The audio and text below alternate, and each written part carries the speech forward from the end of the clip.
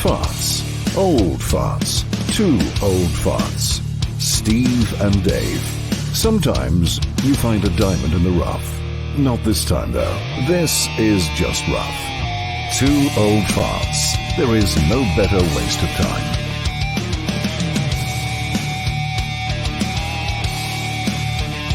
Two guys. Two old guys. A lot of BS and more drivel than you can shake a stick at. Steve and Dave. God help us.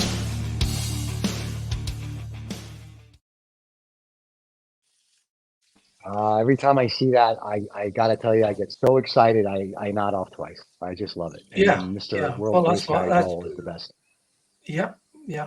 And I'm Well, very excited. You are. Is that good for your heart, Stephen? At your age? At my age, we don't know. So, but just in case it is, I'm very excited because one, we're not doing anybody from New York today, so you don't get paid from the Nigerian bank, which I'm sure that's going well. No, I'm sure that's going well. The Nigerian bank thing is problematic.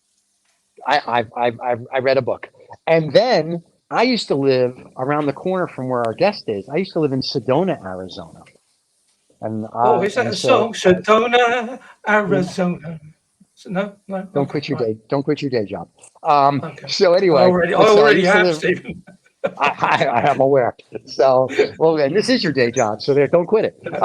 But no, so yes, I used to live in Sedona, which is very beautiful. I went to Tucson once, right after the Wyatt Earp thing, because I'm that old. But it was very nice, very dusty town. But now they've built it up. There's indoor plumbing and electric, and it's very cool. And they've got rid of horses. It's very exciting. So, and you know about our guest. So, are you gonna intro her, and we'll bring her in?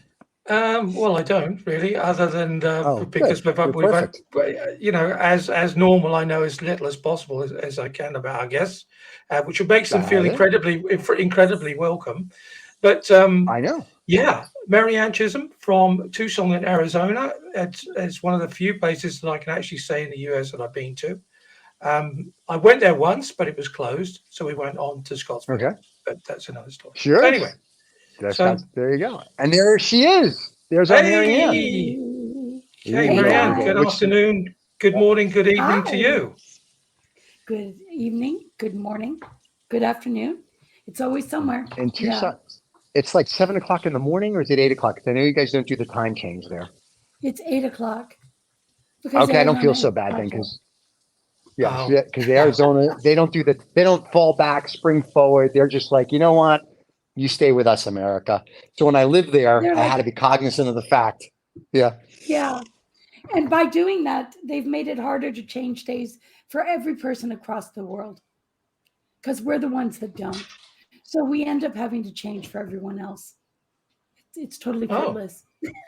Yeah. That's funny. Well, I think North Korea now is on a 15-minute. Like if it's 8 o'clock here, it's like 2:15 there. And then there's places in India, they're on the half hour. So when we used to do business, not in North Korea, but in India and everywhere else. I work with people in India, so I'm very well aware of that one. There you go. Yep. It's like, they'll be like, we're going to talk to you at 9:30. And I'm like, what time is my time? Like, 2 o'clock in the afternoon. I'm like, but it's 9. They're like, don't worry about it. I'm like, I have it. So, yeah. But it's very well. Cool. Can I just say at this point that it's 4 o'clock in the afternoon for me? So it's you guys are just I'm about to go to sleep. So sorry. Isn't that tea time? It's yeah. Only and sadly the nurse has not been yet, so she hasn't brought the tea, the biscuits, and all the tablets that I need at this about 4 o'clock in the afternoon. I think you're full of shenanigans, David. Is that what it is? Oh, David! Someone has called your bluff. I love it. No, she's called my shenanigans. Hey now. Yes, I have. Yeah. So how do you know so much about tea times, Maryanne? That's let the cat out of the proverbial Arizona bag. My mother was British, and I just adored her. And so she took us to England when we were younger, and I loved tea time. That was my favorite part of the day. And then I learned the biscuits in England are much better than biscuits in America. Yes. Right. But are you a dipper or a dunker? Whoa. Oh, I am a dipper. Yeah.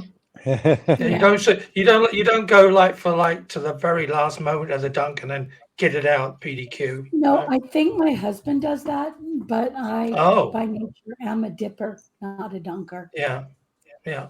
Because the dunkers have a lot of problems, of course, because if you don't get your timing right, then you have to literally drink all your tea and then scoop, you know, Biscuit. dig your biscuit out of the bottom. Yeah, Terrible. the remnants of the remaining biscuit. It's a thing. Yeah, yeah. Yeah, I think people have said that I'm about me as well. That I'm the remnants of a biscuit. But there you go. That might just be a cultural I thing. highly I know. doubt I that, think they. David. I think they said that you were a dipper. I don't know how to take that, but I think that was what it was. But Well, yeah, it Stephen, are doesn't you? matter. You, Yes. you don't dip biscuits into scotch, do you, Stephen? So I mean, Bite your lip, Mike. The only thing that goes into scotch is more scotch, and then the cigar You guys are that gonna goes to make my me cry. lips, and that's it. Yeah, yeah. Yeah. There's no. We don't dip anything into no water, no ice. Scotch is drank neat, unless it's not really a good scotch. excuse? Then you're going to drop a little water in it to open. No, no, no. You No, drop like a thimble head of no water to Pepsi open or up the notes. Coca-Cola. I think that we're gonna have to. Next week. There'll be a new Too Old Fart. We miss you. We'll miss you there. No. There's never. It's Scotch is Scotch, baby. That's like straight up. Now, listen, my husband used to drink a lot of Jack Daniels. One day I Okay. showed him you could clean jewelry with it quite Wow. effectively. Yeah, Yeah. That was like the I was Coca-Cola making a thing, right? point. Where they took the penny and they dropped Oh yeah. the penny into Coca-Cola, right? And it came out clean. But see, I Yeah. drink Scotch, so I'm assuming that it's good for you because it's a food group, because it's got your wheat from Scotland and it's got water from Scotland, all clean, and then they just happen to put in a bottle for me. So I look at that in a cigar, that's a food group for me. So it's That's very like the healthy. argument that people make when they say that they eat all of their fruits and vegetables by drinking wine. Oh, I like that. I like that. That's very cool. Maryanne, is that the voice of experience we hear now? No, No. but I will never pass a good joke. I won't. We Okay, like that. okay. David passes lots of things, but never a joke. So we're No, very good. I have to, but only if I have the right tablets. That's the only. There you I'm go. Jenny, learning something like- horrific things about you too. That's really Yeah. what's going on right now. Well, that's If the you've trouble. seen any of our shows, there's lots of horrific things you can learn about us. So, if you watch any of those shows, if your husband and you watch them, he's going to look at you after and go, "You went on this show with these guys? What were you thinking?" So, I'm but gonna have to show him the show. It's gonna have to happen. By the way, have There you you go. noticed how big my coffee cup looks? we did. It's huge. Yeah. And here, you know what we'll do? We're going to do a close up of it. Yeah. Oh wow, what's got on there? Something I can't read. It's got something written on it. Yes, it's Is it got- does it- it's a Santa mug, Ah, a a Santa Santa mug. but yes. it looks Right. huge. Well- like I could go for a swim. Yeah. Well, That's congratulations on being too late for Christmas or very early for this year. That's Why, thank you. As it should It's be. a thing. Well- A tradition I try to hold up. So you and guys, it's just, yeah. I What mean, are we and the gonna size talk of that about? mug, of course. Well, I'm obsessed with dunking at the moment and dipping, but Oh my judging God, by the here we go. size of the mug, you'd be able to get a serious dip into that. well, Straight I in could put there. my fist into it. Wow, that's Oh, a wow. big mug. Yeah. That's a whole nother show. All right, Yeah. so yes, you are an artist, I am. Yeah. I'm an and artist. Shall we I- have. I'm a lot more than an artist, but above all, Yeah, else, We're Shall gonna I- find that all out today. Yeah, because the thing is that what we try not to do is and everybody knows this who watches us, we don't know very much about the guests. We're always thrilled when people come on, and I try not to look too much into websites and try not to steal too much stuff. But I managed to make a bit of a screen dump of your front page because I couldn't choose after a while. I thought I'm going to show this one, I'm going to show that one. So Steve, here we go. I'm just going to add this to the stream. okay. There you go. Oh yes. So this is, Oh, boy. I mean, I couldn't choose. I couldn't choose. So maybe I could start by asking you which one of those would be your favorite. Oh, well, my favorite is my chaos is controlled. It's the one in the upper left, closest to Abstract. Stephen. It's an Yeah. abstract. And I loved that because it was elements of everything that I couldn't control in my life, but I made them into something that I believed was cohesive and as harmonious as it could be. So it was the good, the bad, the ugly. And I had a lot of tragedy in my life. So for me, when I look at this, I see optimism, I see a future, and I see the past behind us. So that was the goal when I made it. Um, I would say my second favorite would be the wine glass. That showed at NFT New York in oh my gosh, when was that? Last June, Mark? Last June? Oh, wow. Yeah. And it was on a 6-story high screen. So Oh, wow. having that experience was, incredible. And it was animated. So you could watch the wine pouring in to form the face. It was really cool. Very cool. So did you sell that then as an NFT, or were you just part of the display for NFT New York? Oh no, I've sold over 350 NFTs.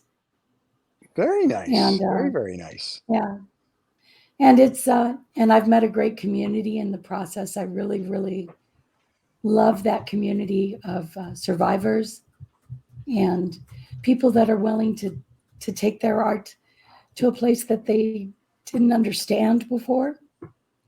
So Right. digital art is something that a lot of people don't get, but for me, it's drilled down to one simple thing, which is this is a support for the artist that I admire, or this is a project I believe in. And it can also double as a ticket to special events or um, airline travel if you needed it. It's becoming so much more than just art. But Right. I'm a huge fan of NFTs, and I believe in Yeah. the creator economy. Were So, all those and pieces of art, sorry, were all those pieces of art NFTs that we just had up? These? Or are they, Those pieces of art were what I painted each day when I was in okay. prison on a wrongful conviction oh, for 14 years. wow. What? Yeah. Would you Wow. like to tell that Well, story, or is that too personal? no, it's not too personal. It's just I'm going to give you my elevator version because Sure. it takes things really depressing in a depressing turn. Um, I used to own a company, and at the time I owned the company, I didn't understand my bipolar disorder or my Mhm. obsessive compulsive disorder. Another man was selling stock without a license. He pled guilty with the state who charged him, and then they told him if he retracted his guilty plea, instead of 350 years, they would give him 3. And all he had to do was say that I knew all about it. So he did. When we went to trial, they said they had mountains of evidence against us and against me in particular. And it turned out they didn't. And at the end, it all comes down to the closing argument for me, which was, okay, we don't have evidence that ties her to this. But would a reasonable person have done this? And the reason that matters is because the prosecutor knew I was mentally ill, and he would not allow me to present it as evidence in trial. So I was quite literally convicted on my symptoms. And he cited my symptoms in front of the jury for probably about 3 hours. And at the end, they convicted me because my behavior made me look guilty. I went to prison. I was originally sent with 31 years. Wow. They dropped it to 14. I was never exonerated. However, I know that my goal is to speak before Congress about the way that we treat people who are mentally ill. I advocated with the American Civil Liberties Union against Arizona DOC, and we lobbied for improved health care. And to the best of my knowledge, we got in excess of $6 billion in healthcare revisions, and they settled for that. So now I advocate for justice. I talk very openly about my condition. I'm medicated now, so I see the world differently than I did at first. And it was a horrific, terrible experience that that enabled me to paint every day and learn that I was actually an artist. Very nice. Well, not very nice that you went to prison, but very nice that you found that you had a secret gift. I kind of wish you would have found it another way, but I think your story is very right. I think your story is Yeah. very compelling. So I'm sure that some Yeah, people I that have a, bipolar a, very, because a very strong urge to literally to applaud you, yes, Thank you. because I have people around me that also have issues. So I'm very much aware that how black can sometimes be seen as white for no other reason other than the fact that somebody says it is, not based on facts, not based on any evidence, but somebody's prejudice and bigotry and point of view. So, Yes, yeah. societal norms. So, We have a justice system based on societal norms. So if we do not act within the parameters of what society as a large deems appropriate, then we are undesirable. And yeah, that I was tried for not being conformist with societal norms. And it's funny because anyone who reads my case can see without any exception that that this was wrong. It was just wrong. And now I can look at it and say, this helped me determine who I would become as an artist and as a human. So I'm actually grateful for that. I'm not grateful that I went through it, but I understand why I went through it, if that makes sense. yeah. totally. Well, Was painting something that you did? Oh, sorry, Stephen. No, go ahead. I was going to say, was painting something that you did when you were in prison? Is that the first time you were confronted with that, or painting for I recreational? I always had artistic drive, and I always wanted to create, but I didn't believe that I could do it professionally until this happened. And when this happened, I realized, no, I can actually do this professionally. I can earn a living at this. And that coupled with the desire to be kind and to show compassion and empathy to anyone, even if we think they don't deserve it. Because some of the darkest hours of my life and the lives of many others were spent in that place. And we don't comprehend how much we take for granted. There are so many things we take for granted, like looking at trees, like walking on grass, giving someone a hug.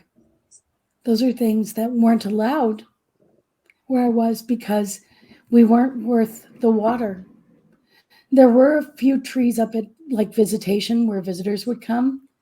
But when we didn't have a visit, we weren't allowed to be there unless we had business there.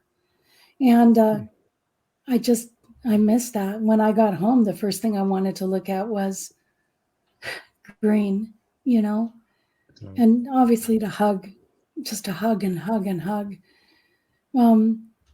So that was a big part of it. Excuse me.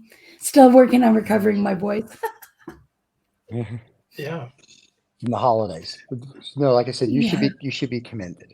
So you made it through. It's a very tough situation, and now you're if you will. You're here and selling your art, and you had, and I mean this in the nicest way to mean it. You had 14 years, I guess, to perfect your craft, right? So, and Yeah. now you have gorgeous artwork that if you would have stayed with this business, you probably would have never found that you had this hidden talent. So, you know, No, you're right. And I was unhappy. I was unhappy, and I knew I can look back on it now and see it like a slow car crash. That I knew that those people weren't really my friends. That I knew that they only spent time with me because they wanted money. Yeah, Right. fair And weather friends. yeah. fair So weather let friends. me ask. Yeah. Yeah, and we have tons of those. Let me ask you this. So on the NFT side, when you sell your NFT, because this is a dialogue David and I have every now and then, are you selling the physical as well as the digital, or are you doing like a pie digital, or are you just doing just the digital? Just the digital, 9 times out of 10. Okay. But you are supporting that artist with a benchmark in their career. You Right. own and celebrate that piece. There's proof on the blockchain that no one else will ever own it. 100 million people could right click and save it, but it belongs to you. And I think that kind of support is priceless, and it's addicting. The idea that that work might exist as a physical, but you also know that digital, that piece that you celebrated, that piece that you loved, that piece belongs to someone, and you know who it is, and you know where they are, and you watch the value go up as sort of saying your art is good. Your career deserves this. This is something that is worthwhile. That's the way I view NFTs. Gotcha. Yeah. No, the reason I was asking is because I collect art, and my thing is, and David and I, we have artists that do certain things for us, and I'm like, and I want the physical and the NFT for two reasons. One, if the NFT goes up, I can get rid of it, and two, I still have the physical hanging on my wall. So we have a lot I of have a artists that bunch of come to us and pieces go, I'm doing that with right now, actually. yeah, I haven't finished Okay. minting them yet, but yeah, Could I just oils. interrupt you because Maryanne, because you threw into the conversation. Oh yeah, and that was the glass that was half full that got thrown up on the side of a building and all animated. You know, can you tell me how that happened? I was fascinated by that. It was like, it doesn't happen to me. People don't take my art and project it on against large It buildings. we've So happened. seen you, we've seen your art, David. We've seen your art. yeah, So, two straight lines is an effort. I know, but there you go. yeah, how did It was what's my the friend journey towards Sabet. that? Sabet is an Iranian artist. He's famous. He's wonderful, a beautiful human being. And he and I are friends. And he came to me and he said, "Would you please help me curate Stratosphere, which was a big exhibition in association with Samsung Studios in New York City?" And I believe, I can't remember who else was in it. Do you remember who else it was with, Mark? Was it? No, okay. Anyway, so I curated part of the show, and Sabet used one of my pieces in the show as well, and it was the wine glass, and I loved it. It just felt really good, and to see it in Samsung headquarters, which is where it was shown, like at least 4 stories, and I think 6. But it was amazing and beautiful to see that huge screen, and so that's the thing. Like right now, we're in NFT, and I feel like we're in the middle of something of a renaissance. And that renaissance is, that we're meeting our very own Picassos, our very own Michelangelos. There are artists that are extraordinarily talented that put me to shame, and many others as well. And yet, we're all starting in this new sort of technology. So we're all technically early. That's what we say all the time, where you can hang out with your Picasso, like Sabet. Sabet is Picasso to me. He's truly talented. Right. So I was hanging out with my friend. Hold on. Excuse me. That's right. Very cool. Like I said, I like the NFT concept. I know in Asia it's huge because it's street cred to have it on your phone or have the digital frame Yes. and all your NFTs going. But I'm an old school guy. So I still want my physical art as well, because the NFT and coming from that world is the NFT is very nice. And yes, I think there's value down the road. And I still, the physical right now, I still think is like, if I go to Christie's or Sotheby's to sell something, they want the physical, not so much the NFT, even though they sold the Kuntz NFT for 6.5 million and all that other stuff, right? Which is very cute. They sold However, NFTs from another friend of ours, Fuocious, right. and Oh, wow. at Christie's, $250,000 Very at nice. Christie's. Yeah, and she's So- alive and kicking and great.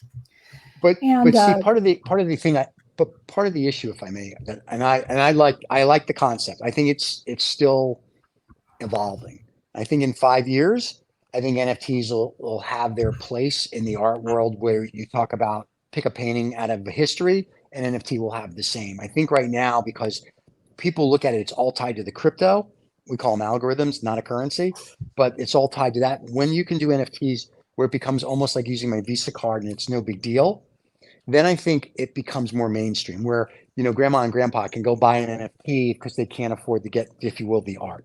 And I think the other thing that people have to understand with NFTs is that it gives you not, you only have certain rights, right? Because a smart contract's not going to give you rights to reproduce, not to, and people think that I own an NFT, I can do whatever I want with it. No, no, you're you right. can do 3 things with it, and that's it, right? And so part of it, I think, is the education, because I know when I buy a piece of art, I know what I'm allowed to do with that art.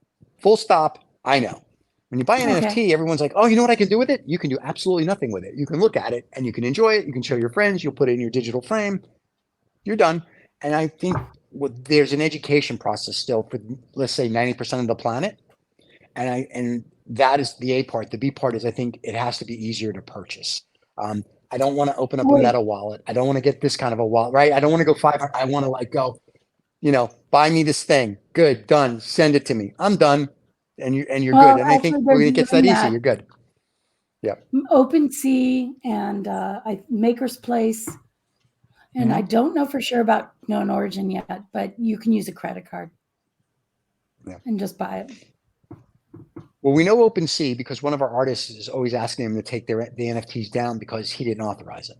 So, that's part of, that's a different, I think it's the dark side, if you will. Like, people are putting things up Yeah. they don't own, and it's very interesting. So it's kind of like if I have a Picasso and it has the right provenance, I'm assuming it's really a Picasso and it wasn't painted by like one of the 3 of us would like paint by numbers and go, look, here you go. With the NFT, I think it's a little different. So that's what I'm saying. As it matures and as it becomes more mainstream, and as, yes, credit cards are accepted, if you will, and people understand that I can have a digital frame. And I really laugh at this because Bill Gates, when he built his house, had digital frames of everything in the Louvre, and not like he rented it out. Like, he had all the artwork digitally in his house. So when you would walk through, you could see everything on digital frames. So really, Bill was the first one. I hate to say that, but it's very fascinating. And I like the concept of, you can have it on a digital frame for whether it's for 30 seconds or a minute and it goes to your next picture, or you can, like, on Monday, I'm showing this, on Tuesday, I'm showing that. Where physical art, it's like, it's on the wall. We're not moving it.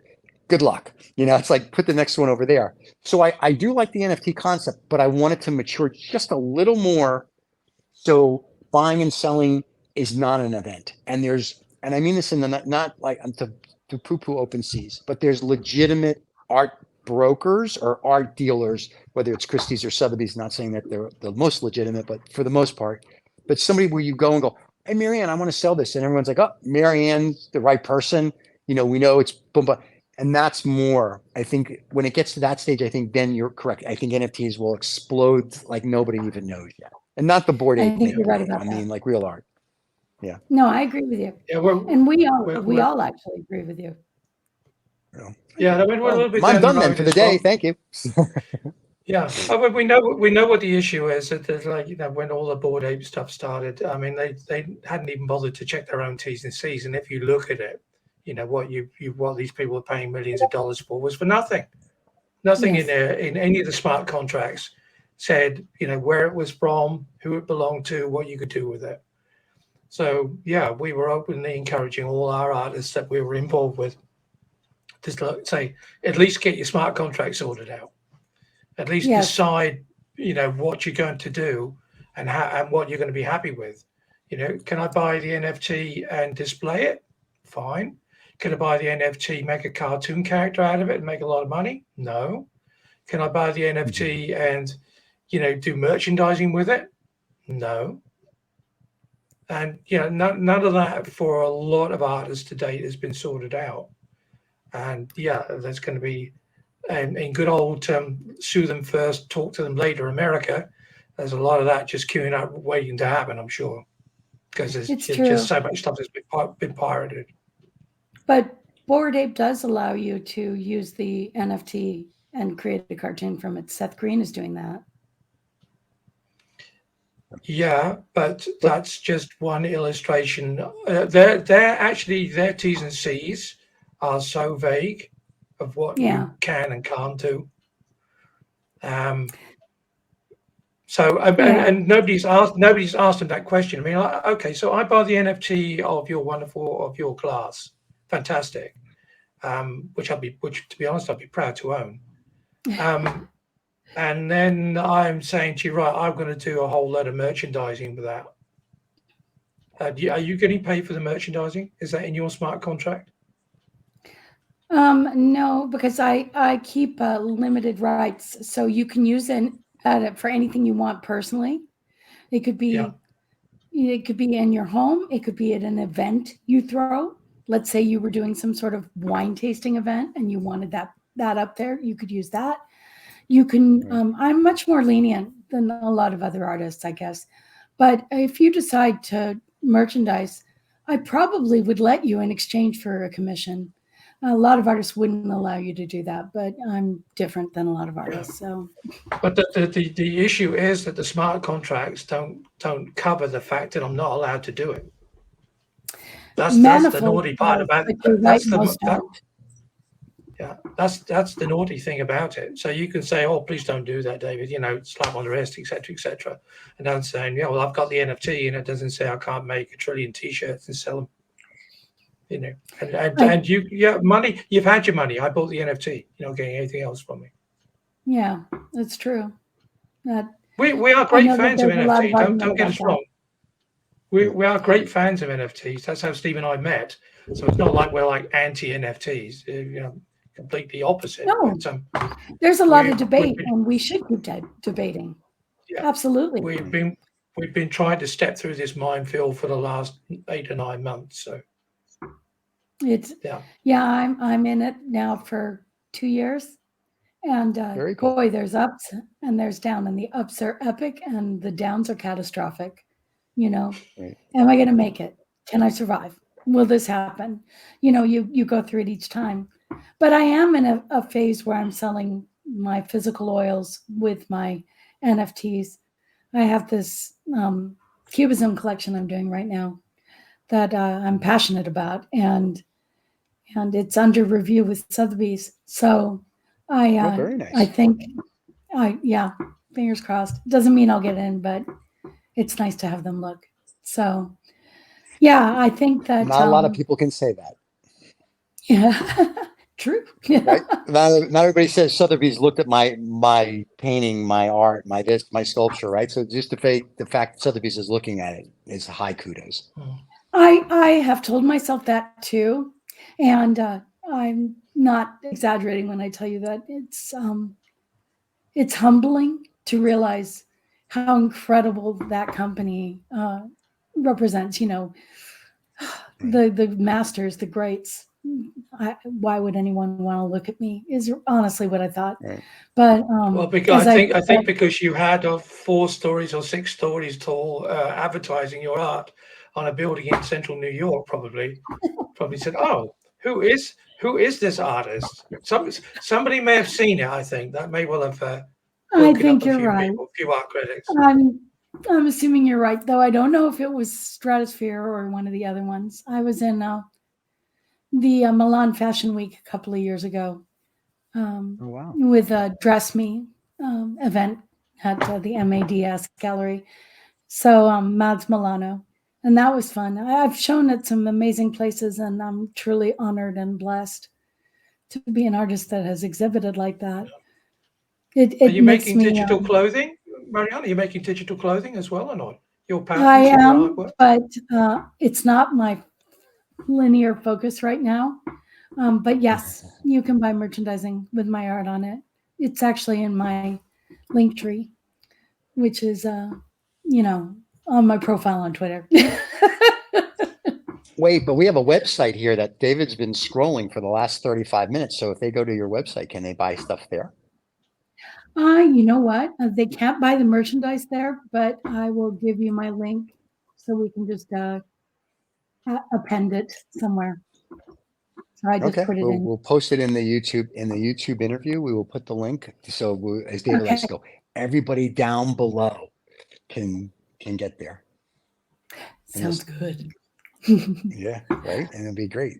So, but that's very, very cool. As you, and not that as you progress as an artist, because you're already progressed as an artist, but as you keep getting further in either with the Sotheby's or with NFTs or with the shows or whatever it might be, would love for you to come back and tell us like what's going on next. And as you as an artist and your artist friends sort out, and I mean this in a good way, the smart contracts and where they can go and how they get there, that would be very cool. Because the blockchain, from where I sit, it's great for finance guys because of what it can Yes. do.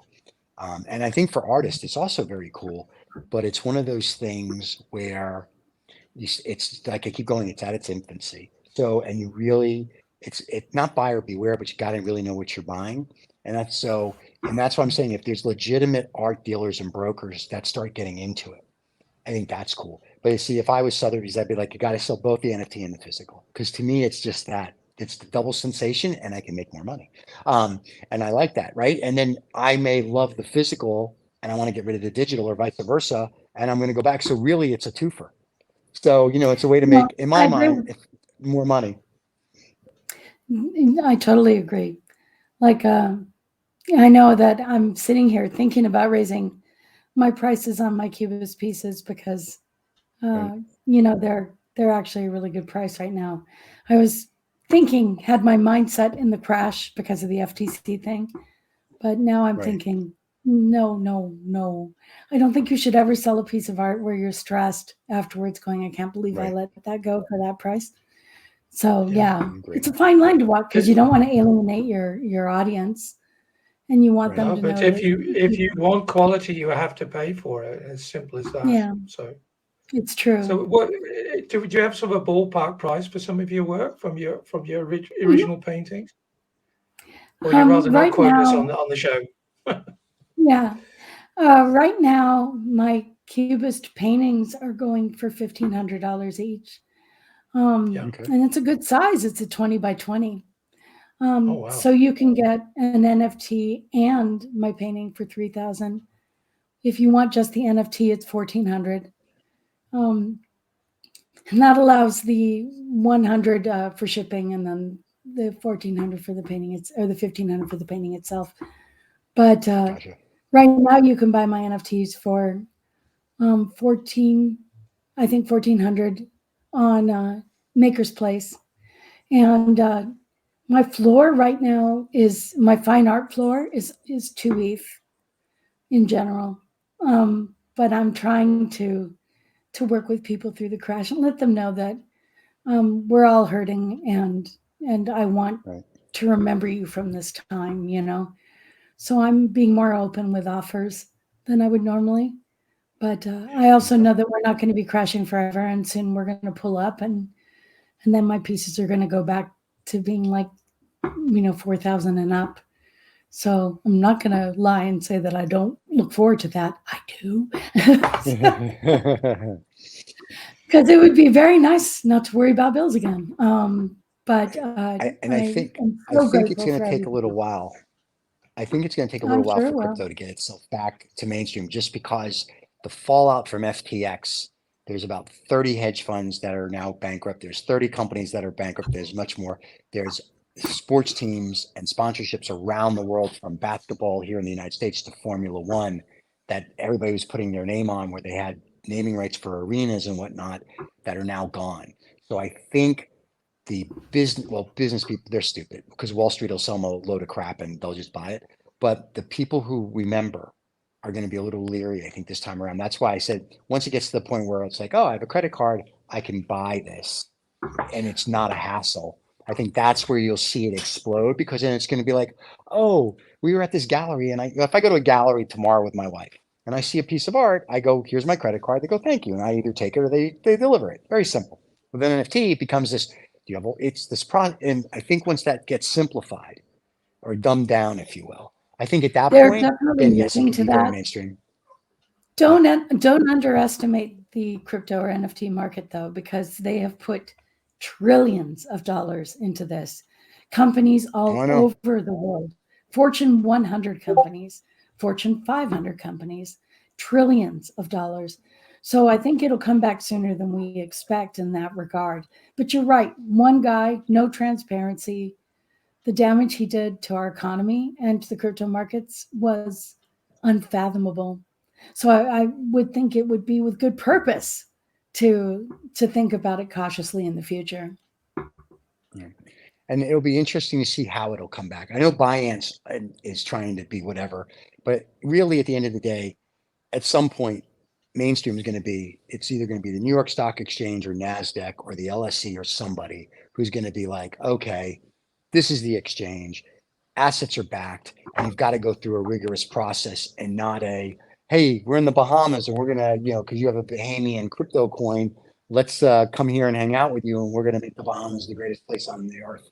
And I think No, it's the fear of missing out. Even the Singaporean sovereign wealth fund put money in, and I'm like, I'm an old school guy. We do due diligence on every acquisition that we do. yes, And I'm thinking, no one does that. No one does due diligence ever. I mean, like, and you can go back years and years on different deals, but no one actually did any due diligence. And I'm just sort of like, seriously? It's all I smoke and can't wrap my mirrors, head right? around It's unbelievable. Yeah. it So was unfathomable.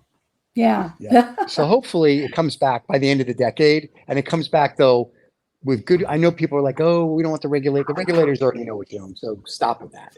So I Yeah. want to You're come right. back like controlled, and if you want to play in that space, it's like buying a stock or a bond or whatever, or a commodity.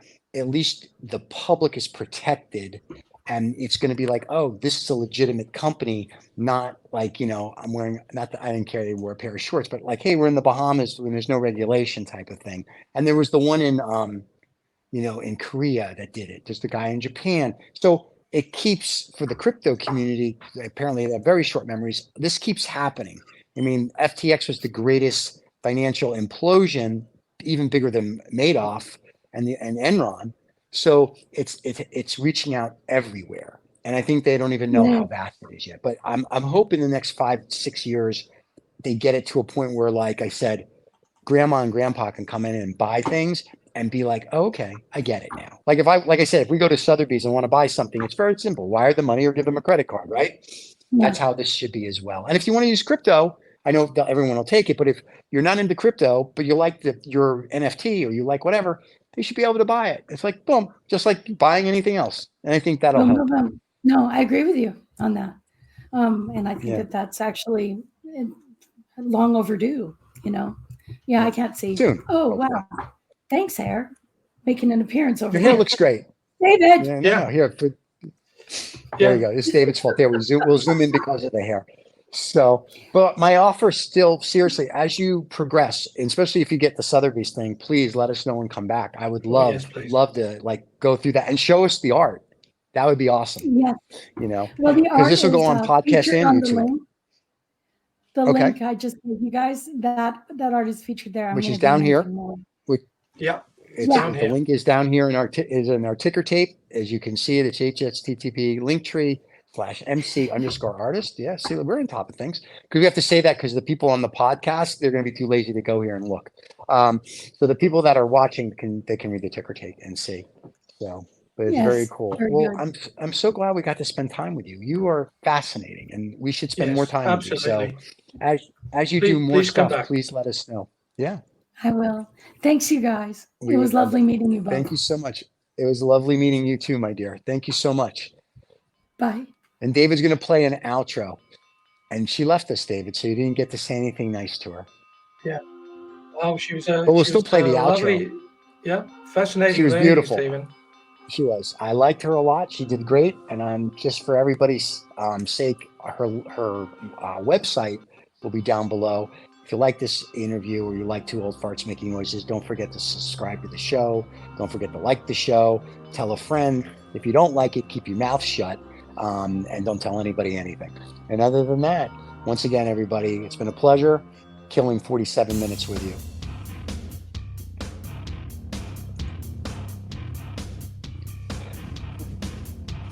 Well, sadly, this is the end of today's show. A really big thank you to everyone who contributed today to the show.